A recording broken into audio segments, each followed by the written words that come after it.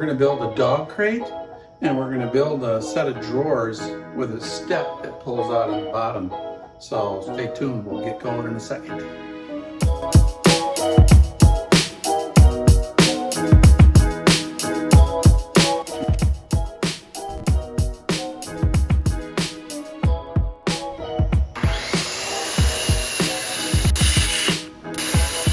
There it is. Door will slide open and shut. I'm just going to put some screen in the back, and I'll router it out and put the screen.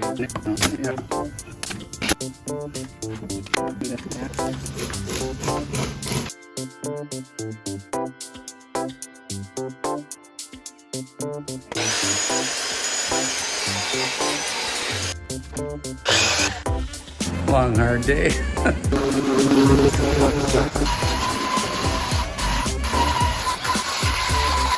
Go in the crate, you guys.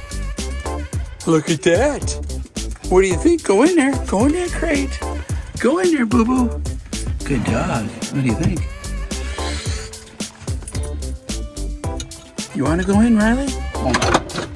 There's our step for getting up in the bed. It's also a drawer. Put some carpet in there. I think that's a shoe drawer. There we go. Boy, that's convenient, man.